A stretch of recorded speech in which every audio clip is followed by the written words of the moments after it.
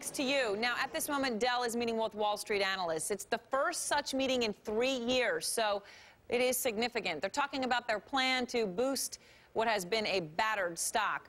All right, so what do you do with Dell? And just so we bring in our analysts here, Jeff Embersits, I apologize. I knew how to say it, and then, of course, I hit it there. I'm sorry. An analyst with shareholder value management. Roger Kay also with us, president and founder of Endpoint Technologies. You have two different views on the stock. For both of you, I just want to share with you some headlines that just crossed from the meeting. In case you hadn't heard them, Dell talking about doing outsourcing a whole lot more work to its subcontractors rather than doing it internally. Well, let's just see if that's significant enough to turn your view around, Jeff, on a stock that you think is going down to $15 a share. Well, thanks, Erin. I think the key question coming out of the analyst day is, what is Dell going to be able to do to change the operating margin decline that's suffered over the last year or so? Yesterday, they announced job reduction of 8,800 people. They're trying to take $3 billion of expenses out between now and 2011, and that's just not enough. I think they're at a cost disadvantage to some of the competitors, in particular Hewlett-Packard. And while Dell had been the low-cost producer, there's not much room to go in terms of pure cost savings, but that's not a surprise in terms of the announcement on more outsourcing. All right, Roger, it takes two to trade. I know that you agree with Jeff on liking Hewlett, but you say please don't turn your back on Dell yet. Right. Well, yeah, I disagree with Jeff on one point, which is that they had a very efficient operating model. Actually, that was more myth than reality, and in fact, the best of it was under Jim Vanderslice years ago, a guy that they got from IBM. After he left the company, they began to slip.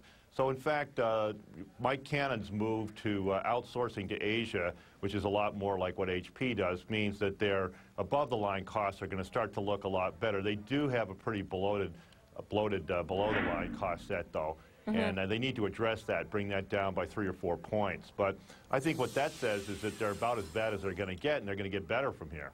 What about I mean, obviously, a lot of this would be priced in, but just the economy. Consumers pulling back, concerns there, Roger. I mean, that's a macro issue that would probably affect all of them. Right. Well, so there what you've got is Dell's emphasis is more in business than consumers. They're actually less vulnerable to a consumer pullback than HP is. All right. Jeff, what's your response to that? Anything in there even pique your interest on the buy side? It piques my interest. I mean, about a year ago, I published a piece called Getting Run Over by the Herd, H-U-R-D, and that was referring to Lexmark, Dell, and Kodak. And if you look at playing the pair trades, Hewlett-Packard long, the other short, has worked out very well. I think, part of Dell's shift in strategy going to an indirect channel has a lot of inherent costs that I think Wall Street is underestimating.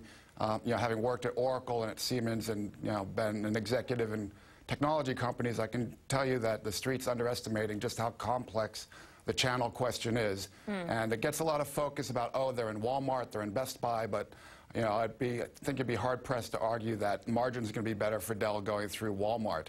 They lose the direct touch of the customer. They don't have the opportunity to cross and upsell. They have to carry inventory. So I think that there's a lot of negatives that are still not factored into the entire Dell story going forward. All right, so Jeff has Dell going down to 15 over the next 12 months. Roger, in 5 seconds, last word to you. In 12 months, Dell will be at what price? Let's call it mid-20s. I pretty much divide it the other way, so there you go. All right, mid-20s. Thanks for taking a stand. We'll follow up for both of you, 2 to trade.